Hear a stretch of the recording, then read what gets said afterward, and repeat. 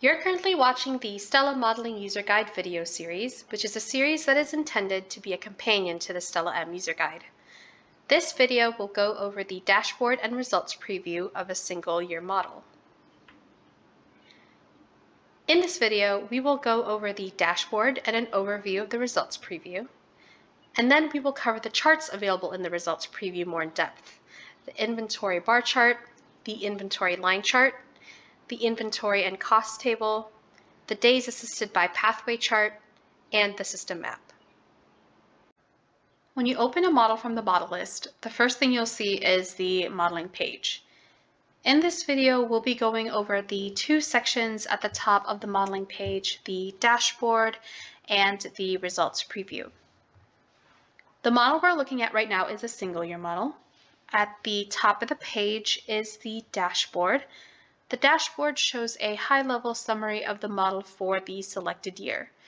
The first thing to note is that this dashboard is dynamic. Anytime you change any data or assumptions within the model, the dashboard will calculate automatically and change with it. At the top left is the year selector. That's where we can see our selected year. For a single year model, you would only have 2 years to select from, the baseline and the target year.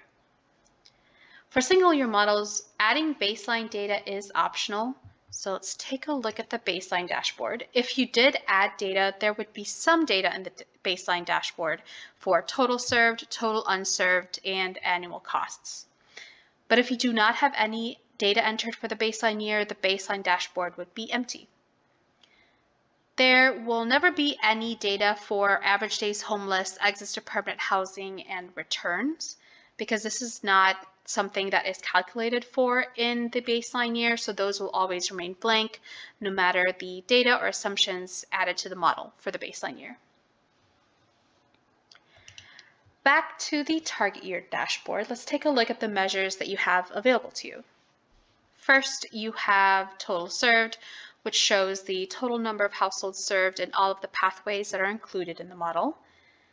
Then you have total unserved, which shows the total number of households not served by any of the pathways included in the model. Then there is average days homeless, which is the average number of days households are experiencing homelessness based on the weighted average across all pathways. Then there is exits to permanent housing, which is the expected percentage of total households served that will exit to permanent housing based on the weighted average across all pathways. Then there's returns, which is the expected percentage of households that will exit during the selected year and will return to homelessness within 6 months of exit based on the weighted average across all pathways. The weighted average means that when calculating the average days homeless, exits to permanent housing, and returns, it takes into account how many households are expected to go through each pathway and weighs that data accordingly. Then you have annual costs, which is the annual costs across all project types. Under the dashboard is the results preview section. The results preview shows the outputs of the model in several chart formats. It gives you an overview of the results of the model, and it is also dynamic like the dashboard. So they update as users make changes to the model, so you can see the impacts that pathways or project types have in the system as a whole as you build it. This is just the results preview. You are also able to view results on the results page of this model, which you can get to by clicking this button, but that will be covered in another video. How you navigate between the different charts in the results preview is by using the toolbar at the top right. The first button in that toolbar is the More Information button, and it looks like an eye. And if we click it, it will open a pop-up that talks about the different charts that you will be able to see in the results preview. And it has a summary of what they show and useful information about the functionality of the charts. Back to the results preview, you'll see that it defaults to the Inventory by Project Type bar chart, which is the second button in the toolbar. So starting on the left-hand side of the chart, you'll see you're able to select your universe that you want to see in the chart. This is actually something that is available to you in all of the charts in the results preview. For all charts, it will default to showing you results for both the inflow and the long-term homeless universes, but if you want to view just one of the universes, you can just deselect the other one. So for example, if I want to just look at inflow, I can deselect long-term homeless and we'll be able to see just inflow. Then under the select universe, you'll have the show all year slider. This defaults to showing all results for all years of the model, so the baseline year and the target year. If you didn't enter any baseline information for the single year model, we would only have bars or data in the chart for the target year. But if in this chart you do have baseline year information and you only want to see results for the year that you're on in the year selector at the top left, which right now is 2030, our target year, you would just slide this button over and now we're seeing just results for 2030. Let's go back to showing all of the years in this chart. So this chart shows the estimated number of units needed each year by project type. The project types are shown along the horizontal axis or the x-axis. The labels that you see here are the abbreviations that were assigned to each project type, and you can find those in the project type window. And then within each project type are bars representing each year that is modeled, with the earliest starting on the left, so the baseline bar is on the left and the target year bar is on the right. The vertical axis or the y-axis shows the number of units, and you can hover your cursor over any bar and it will show you the year, the project type, and the number of units. The next chart in the toolbar is the inventory over time line chart. On the left-hand side again, you're able to select your universe. And this chart shows the estimated number of units needed each year over time. Each line in the chart represents a project type that is in your model. The horizontal axis shows the years in your model, the target year and the baseline year. And the vertical axis or the y-axis shows the number of units. And on the right-hand side is a legend that shows you which colors correspond to which project types. Within each year in your x-axis, there are different nodes that represent the number of units in each project type. So you can see when we scroll over the different nodes there, they're each a different shape. And depending on which year you are scrolled over, you can see hover text that shows the year and the number of units by project type. In a single year model, you would only have the 2 years available to you, the baseline year and the target year. So this chart is not really useful without any baseline information because it does show inventory over time, and without baseline data, you would only be looking at target year data. The next chart available in our toolbar is the inventory and cost table. Again, you're able to select your universe on the left-hand side. And unlike the rest of the results preview charts, the results on this table show the inflow and the long-term homeless universes separately and then combined. This table shows the number of units and costs by universe for each project type in the model, and it only shows the data in the selected year. So right now that is our target year 2030. I do want to note though that for the baseline year, the results are not separated out by universe, as this information is not available in the baseline year. Back to our target year, this is also the only chart that shows cost information. The next chart available on our toolbar is the days assisted by pathway chart. This chart shows the average number of days households are expected to be assisted within each pathway for the target year. This chart is not applicable for the baseline year because average days homeless is not something, and average days housed is not something that is calculated for in the baseline year in Stella M. Again, you'll see that you're able to select the universe, and under that, we have another selector.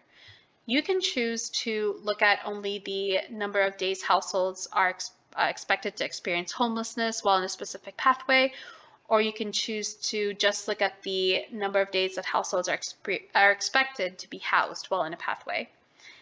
This can be useful because there may be times where it is a little bit hard to see the differences between the average number of days homeless or average number of days housed by pathway. So if we change it so that, let's say we're only looking at the number of days homeless, we're able to see the differences between each pathway easier. This chart is also a legend. So the darker bars represent the average number of days homeless, and the lighter bars represent the average number of days housed. And on the chart itself, on the horizontal axis, you have the number of days. So depending on which bar segment you're looking at, it's showing you the average days homeless or the average days housed. On the left-hand side, it shows you the percentage of and the number of households that are served within each pathway. On the right-hand side, you have the average number of days households experience homelessness while in a specific pathway, and then the average number of days households are housed while in a specific pathway. And if you scroll over a bar segment, it shows you the pathway abbreviation as well as the number that makes up that segment of the bar. The last available chart of the toolbar is the system map.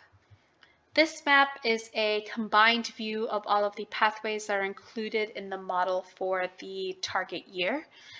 This chart is also not applicable for the baseline year because average days homeless and average days housed is not something that is calculated for in the baseline year in Stella M.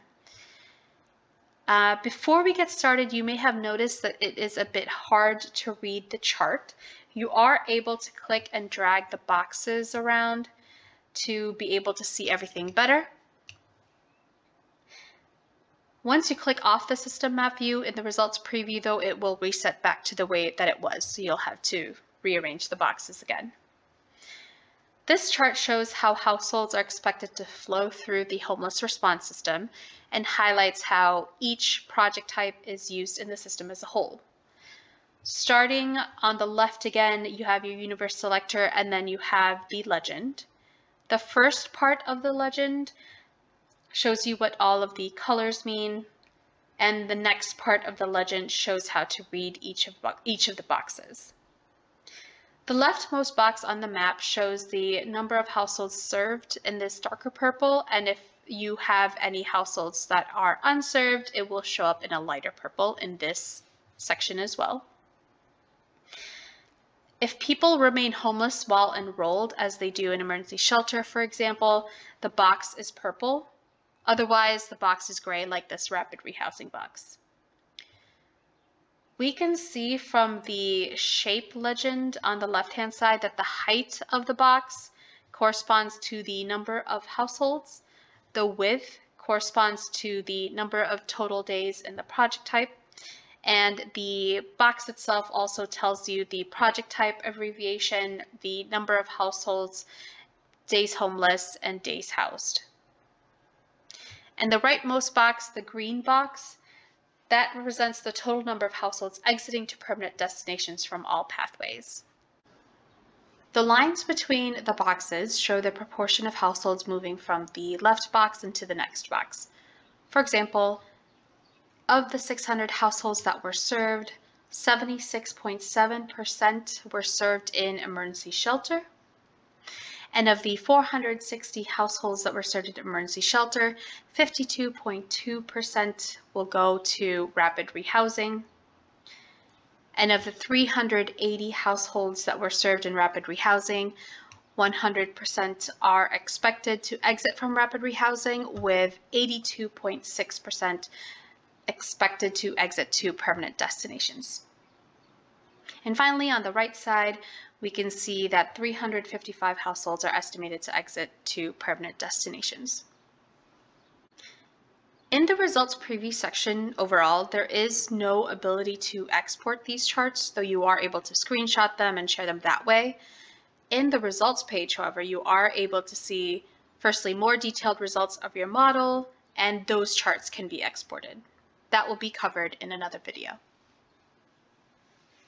Thank you for watching this video, which is part of the Stella Modeling User Guide video series.